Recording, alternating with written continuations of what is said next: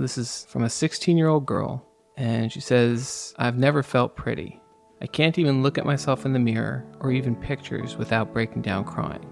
I see all these girls at my school, and even if some aren't popular, everyone is better looking than me. They all are in or have been in a relationship, while for me, no one has ever shown romantic interest in me, and I can only guess that's because of my appearance. Nothing has worked. I've tried everything. I've dramatically lost weight and gained weight. I've changed my clothes and styles multiple times, but nothing seems to help me. I'm tired of feeling like this. I don't want to end up alone for the rest of my life and die alone. How do I stop feeling like this?" Ugh. My heart breaks for this girl. 16 is so hard as a female. I think 16 sucks for everybody for the most part. There's a lot of hype around it, but for most people, I feel like it's still just a shitty time in life. It's a lot to navigate.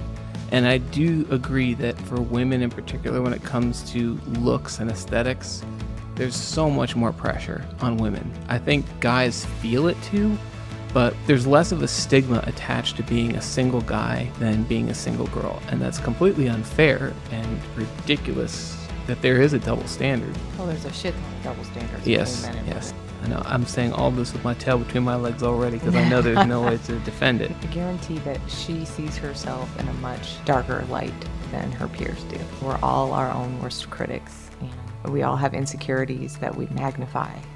One thing I like to remind myself is no one cares as much about what I look like or what I weigh or what I wear as I do. We hold ourselves to these ridiculous standards. It's impossible to look like the people that we are exposed to, especially now with social media, touch-ups, photos and cameras that are constantly being reinforced that this is what a woman should look like. This is what makes you successful and happy in life, is wearing this or having this style or weighing this much. And it's bullshit. If I could encourage her, it would be to figure out who she is authentically, outside of what she wears, what she looks like, who likes her, what does she enjoy, what lights her up, and focus on those things. Because sometimes when we're so fixated on ourselves and what we look like and our popularity, we're not shining who we really are. Confidence is an extremely attractive thing. So find out what makes you happy, find out what lights you up, and pursue those things. And stop worrying about trying to fit into a box that you're maybe not meant to fit in. With that confidence and with that identity, you're going to attract the kind of boyfriend or man or friends that see you for who you are and something that will actually last, that's not surfacey. I think that's way overlooked, and it's so easy to overlook it, especially in high school, because social capital is so valuable. But if you have an opportunity to find out who you are, what you're truly interested in at this age, you're going to be ahead of a lot of people, because I certainly know people from high school that were in the popular crowd that had all of the things that this young woman is aspiring to be and have. And down the road, you find out you don't know who you are. You don't know what you like. You spent your whole childhood, your adolescence, your formative years trying to make yourself into what you think other people like. And you can't win that way. No, a perfect example of that. I mean, I did have boyfriends in high school, and I attracted all the wrong kinds of guys, all the bad boys, and that's who I was attracted to. But I didn't know what I liked. I didn't know what I wanted to do. They like to watch football. Oh, I love football. They want to go party. I love partying. Let's go do that. I just did whatever I thought they wanted me to do. I became whoever I thought they wanted me to be. And that never ends well because you're a fake. You're not your authentic self.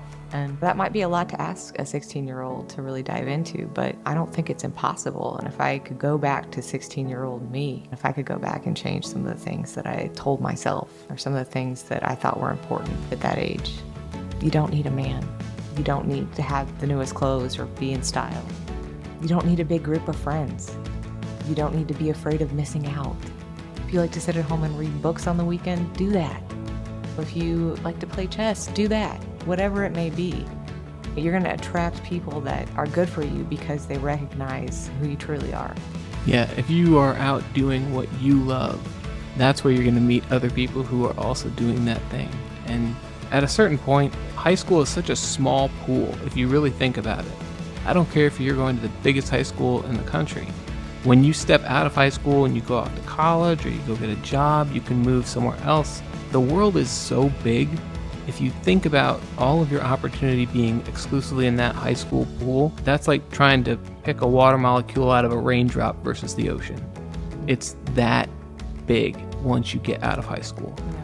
And to put so much pressure on yourself to be these things in high school, I get it. I understand that it sucks to not have those things, especially when you see other people going through them and having the rom-com high school experience. But I have a lot of friends that didn't have that. They probably developed a much deeper character and identity in what truly matters than someone that was quote unquote popular in high school and got all the attention because they had to. They didn't have that handed to them on some surfacey level that wears off. They actually had to develop parts of themselves that weren't easily seen on the surface.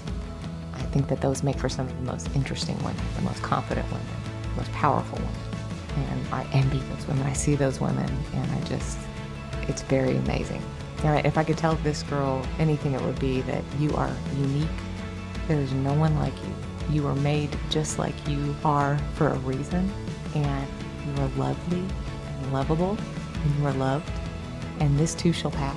16 is a hard age, and you'll struggle with stuff as you get older that's different than this. But don't ever forget just how precious you are, and how important you are, and how loved you are. I agree. Just whatever you do, don't give up. Don't stop believing that something good can happen, because this is just... This is a season. It's a season. It's one step out of your entire life. It's a very small step. There are people for everybody. It's one of those things like trying to explain to you a UFO. If you didn't see one and I saw a UFO and I was trying to explain to you how crazy and cool it was, and you can't even conceive of it because it's one of those you have to be there things. And this is one of those you have to experience it to understand it things. Because at this point in your life, this is everything. But it's not, man. It's not. This is temporary, and it's not worth losing sleep over. I know it feels like it is, and you're going to roll your eyes if you hear this, but I'm just telling you how it is. Keep your head up. You're beautiful.